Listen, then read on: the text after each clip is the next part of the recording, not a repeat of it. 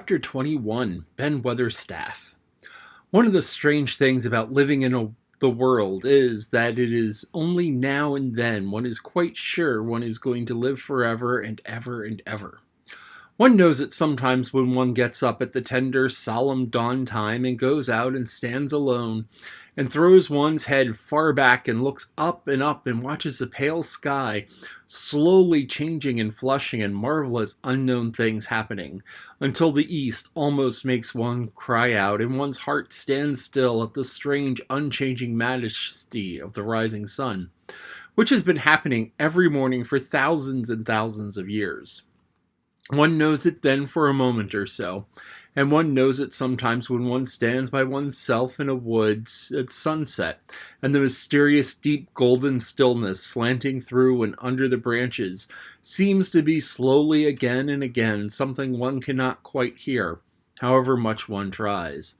Then sometimes the immense quiet of the dark blue at night, with millions of stars waiting and watching, makes one sure. And sometimes a sound of a far-off music makes it true, and sometimes a look in someone's eyes. And it was like that with Colin when he first saw and heard and felt the springtime inside the four walls of a hidden garden. That afternoon the whole world seemed to devote itself to being perfect and radiantly beautiful and kind to one boy. Perhaps out of pure heavenly goodness the spring came and crowded everything it possibly could into that one place. More than once Dickon paused in what he was doing and stood still with a sort of growing wonder in his eyes, shaking his head softly. It is greatly, he said. I'm going on 12 and 13, and there's a lot of afternoons in 13 years, but it seems to me like I never seed one as greatly as this year. Aye, it is a greatly one, said Mary as she sighed for mere joy. I'll warrant it's the greatest one ever was in the world. What is that thing? Said Colin with weird, dreamy carefulness, as it happens to made like this ear was all purpose for me. My word, cried Mary alarmingly, that's a good bit of Yorkshire. Thou'rt sharp and first-rate thou art. And delight reigned. They drew the chair under the plum tree, which was snow-white with blossoms and musical with bees. It was like a king's canopy, a fairy king's. There were flowering cherry trees near, and apple trees whose buds were pink and white, and here and there one had burst open wide. Between the blossoming branches of the canopy bits of blue sky looked down like wonderful eyes. Mary and Dickon worked a little here and there, and Colin watched them. They brought him things to look at, buds which were opening, buds which were tightly closed, bits of twig whose leaves were just showing green, the feather of a woodpecker which had dropped on the grass, the empty shell of some bird early hatched. Dickon pushed the chair slowly round and round the garden, stopping every other moment to let him look at wonders springing out of the earth or trailing down from the trees. It was like being taken in a state round the country of a magic king and queen and shown all the mysterious riches it contained. I wonder if we shall see the robin, said Colin. I'll see 'em often and now after a bit, answered Dickon. When the eggs hatches and out a little chap, he'll keep so busy he'll make his head swim. They'll see him flying backward and forward, carrying worms nigh as big as himself, and that much noise going on in the nest when he gets there, as fair flusters him so he scarce knows what big mouth to drop the first piece in, and gaping beaks and squawks on every side. Mother says as when she sees the work, a robin has to keep them gaping beaks filled, she feels like she was a lady with nothing to do. She says she's seen through the little chaps what is like the sweat be dropping off of 'em though folk can see it. This made them giggle so delightfully that they were obliged to cover their mouths with their hands, remembering that they must not be heard. Colin had instructed as to keep the law of whispers and low voices several days before.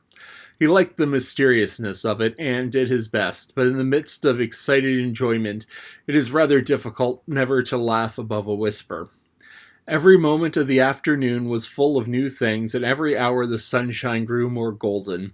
The wheeled chair had been drawn back under the canopy, and Dickon had sat down on the grass and had just drawn out his pipe, when Colin saw something he had not had time to notice before.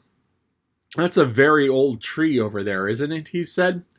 Dickon looked across the grass at the tree, and Mary looked, and there was a brief moment of stillness. Yes, answered Dickon, after it with his low voice had a gentle sound. Mary gazed at the tree and thought. The branches are quite gray, and there's not a single leaf anywhere, Colin went on. It's quite dead, isn't it? Aye, admitted Dickon, but them roses as climbed all over it will near as hide every bit of the dead wood when they're full of leaves and flowers. It won't look dead then, it'll be the prettiest of them all. Mary still gazed at the tree and thought. It looks as if a big branch had been broken off, said Colin. I wonder how it was done. It's been done many a year, answered Dickon, with a sudden relieved start and laying his hand on Colin. Look at the robin. There he is. He's been foraging for his mate. Colin was almost too late, but he caught sight of him, a flash of red-breasted bird with something in his beak. He darted through the greenness and into the close-grown corner and was out of sight. Colin leaned back on his cushion again, laughing a little. He's taking tea to her. Perhaps it's 5 o'clock. I think I'd like some tea myself. And so they were safe. It was magic which sent the robin, said Mary secretly to Dickon afterwards. I know it was magic. For both she and Dickon had been afraid Colin might ask something about the tree whose branch had broken off 10 years ago. And they had talked over it together, and Dickon had stood and rubbed his head in a troubled way. We mun look as if it was no different than the other trees, he said. We could never tell him about how it broke, poor lad. If he says anything about it, we mun try and look cheerful. Aye, that we mun, answered Mary. But she had not felt as if she had looked cheerful when she gazed at the tree. She wondered and wondered in those few moments if there was any reality in the other thing that Dickon had said. He had gone on rubbing his rust-red hair in a puzzled way, but a nice comforted look had begun to grow in his blue eyes. Mrs. Craven was a very lovely lady, he said, gone on rather hesitantly, and mother, she thinks she may have been about Misselthwaite many a time looking after Mr. Colin, same as all the other mothers do when they took out of the world. They have to come back, thus sees. Happened she's been in the garden, and it happened it was her set us to work and told us to bring 'em here. Mary had thought he meant something about magic. She was a great believer in magic. Secretly, she quite believed that Dickon worked magic, if, of course, good magic, on everything near him, and that was why people liked him so much, and wild creatures knew he was their friend. She wondered indeed if it were not possible that his gift had brought the robin just at the right moment, when Colin asked that dangerous question. She felt that his magic was working all the afternoon and making Colin look like an entirely different boy. It did not seem possible that he could be the crazy creature who had screamed and beaten and bitten his pillow. Even his ivory whiteness seemed to change. The faint glow of color which had shone on his face and neck and hands when he first got inside the garden really never quite died away. He looked as if he were made of flesh instead of ivory or wax. Then they saw the robin carry food to his mate 2 or 3 times, and it was so suggestive of afternoon tea that Colin felt they must have some. Go and make one of the men servants bring me some in a basket to the rhododendron walk, he said, and then you and Dickon can bring it here. It was an agreeable idea, easily carried out, and when the white cloth was spread upon the grass with hot tea and buttered toast and crumpets, a delightfully hungry meal was eaten, and several birds on domestic errands paused to inquire what was going on and were being led into investigating crumbs with great activity. Nutting Shell whisked up trees with pieces of cake, and Soot took an entire half of a buttered crumpet into a corner and pecked at it and examined and turned it over and made hoarse remarks about it until he decided to swallow it all joyfully in one gulp. The afternoon was dragging towards its mellow hour. The sun was deepening the gold of its lances, the bees were going home, and the birds were flying past less often. Dickon and Mary were sitting on the grass, the tea basket was repacked, ready to be taken to the house, and Colin was lying against his cushions with his heavy locks pushed back from his forehead, and his face looking quite a natural color. I don't want this afternoon to go, he said, but I shall come back tomorrow and the day after and the day after and the day after. You'll get plenty of fresh air, won't you, said Mary. I'm going to get something else, he answered. I've seen the spring now, and I'm going to see the summer. I'm going to see everything grow here. I'm going to grow here myself. That'll do, said Dickon. Us'll have thee walking about here and digging, and same as other folk afore long. Colin flushed tremendously. Walk, he said. Dig, shall I? Dickon's glance at him was delicately cautious. Neither he nor Mary had ever asked if anything was the matter with his legs. For sure thou will, he said stoutly. Thou hast got legs of thine own, same as other folks. Mary was rather frightened until she heard Colin's answer. Nothing really ails them, he said, but they are so thin and weak. They shake so that I am afraid to try and stand on them. Both Mary and Dickon drew a relieved breath. When thou stops being afraid, thou shalt stand on him, Dickon said with renewed cheer, and thou'll stop being afraid a bit. I shall, said Colin, as he lay still as if he were wondering about things. They were really quiet for a little while. The sun was dropping lower. It was the hour when everything stills itself, and they really had a busy and exciting afternoon. Colin looked as if he were resting luxuriously. Even the creatures had ceased moving about and had drawn together and were resting near them. Soot had perched on a low branch and drawn up one leg and dropped the gray film drowsily over his eyes. Mary privately thought he looked as if he might snore in a minute. In the midst of this stillness, it was rather startling when Colin half lifted his head and exclaimed in a loud, suddenly alarmed whisper, "Who is that man?" Dickon and Mary scrambled to their feet. "Man?" they both cried in low, quick voices. Colin pointed to the wall. "Look," he whispered excitedly, "just look." Mary and Dickon wheeled about and looked. There was Ben Weatherstaff's indignant face glaring at them over the wall from on top of a ladder. He actually shook his fist at Mary. "If I wasn't a bachelor and thou was a wench of mine," he cried, "I'd give thee a hidin'." He mounted another step threateningly, as if it were his energetic intention to jump down and deal with her. But as she came toward him, he evidently thought better of it and stood on the top step of the ladder, shaking his fist down at her. "I never thought much of thee," he harangued, "and I couldn't abide thee first time I set eyes on thee. A scrawny, buttermilk-faced young besom, all asking questions and poking the nose where it wasn't wanted. I never knowed how thou was got so thick with me. If it hadn't been for that robin, drat him." "Ben Weatherstaff," called out Mary, finding her breath. She stood below him and called out to him with a sort of gasp. "Ben Weatherstaff, it was the robin who showed me the way." Then it seemed as if Ben really would scramble down on her side of the wall, he was so outraged. "That young baden," he called down to her, "layin' thy business on a robin, but not with the impudent enough for anything. He's showing thee the way. That young knot." She could see his next words were burst out because he was overpowered by curiosity. "However in this world did that get in?" "It was the robin who showed me the way," she protested obstinately. "He didn't know what he was doing it, but he did. I can't tell you from here while you're shaking your fist at me." He stopped shaking his fist very suddenly at that very moment, and his jaw actually dropped as he stared over her head at something he saw coming over the grass toward him. At the first sound of his torrent of words, Colin had been so surprised that he had only sat up and listened as if he were spellbound. But in the midst of it, he recovered himself and beckoned imperiously to Dickon. "Wheel me over there," he commanded. "Wheel me quite close and stop right in front of him." And this, if you please, this is what Ben Weatherstaff beheld, and which made his jaw drop. A wheeled chair with luxurious cushions and robes which came toward him looking rather like some sort of state coach, because a young Rajah leaned back in it with royal command in his great black-rimmed eyes, and a thin white hand extended haughtily toward him.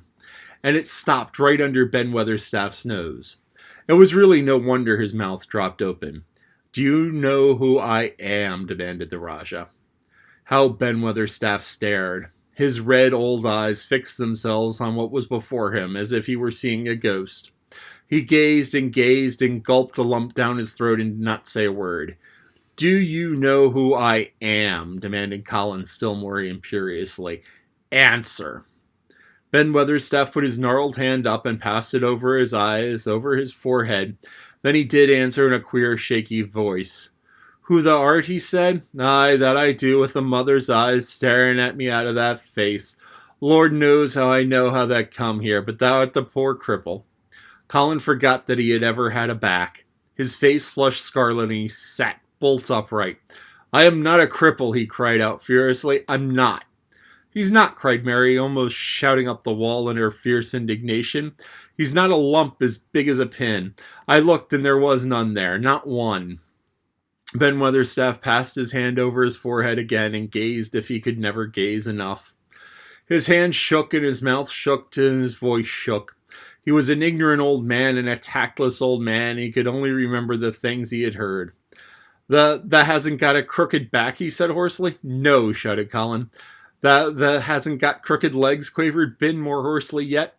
It was too much. The strength, which Colin usually threw into his tantrums, rushed through him now in a new way. Never yet had he been accused of crooked legs, even in whispers, and the perfectly simple belief in their existence, which was revealed by Ben Weatherstaff's voice, was more than a barrage of flesh and blood could endure. His anger and insulted pride made him forget everything but this one moment, and filled him with a power he had never known, an almost unnatural strength. "Come here," he shouted to Dickon, and he actually began to tear the coverings off his lower limbs and disentangle himself. "Come here, this minute." Dickon was by his side in a second. Mary caught her breath in a short gasp and felt herself turn pale. "He can do it, he can do it, he can do it, he can," she gabbled over to herself under her breath as fast as she could. There was a brief, fierce scramble. The rugs were tossed on the ground. Dickon held Colin's arms. The thin legs were out, the thin feet on the grass. Colin was standing upright, as straight as an arrow and looking strangely tall, his head thrown back and his strange eyes flashing lightning. "Look at me," he flung up at Ben Weatherstaff. "Just look at me. You, just look at me." "He's as straight as I am," cried Dickon. "He's as straight as any lad in Yorkshire." What Ben Weatherstaff did, Mary thought queer beyond measure. He choked and gulped, and suddenly tears ran down his weather-wrinkled cheeks as he struck his old hands together. He burst first.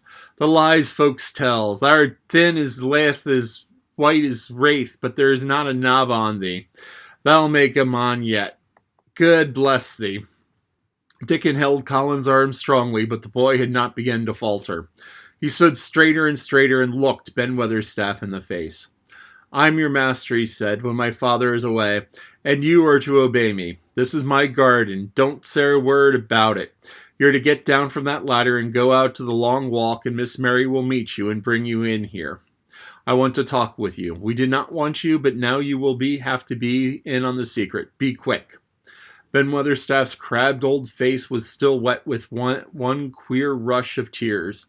It seemed as if he could not take his eyes from the thin, straight Colin, standing on his feet with his head thrown back. Lad," he almost whispered. My lad." And then, remembering himself, he touched his hat, gardener fashion, and said, yes, sir," and obediently disappeared as he descended the ladder.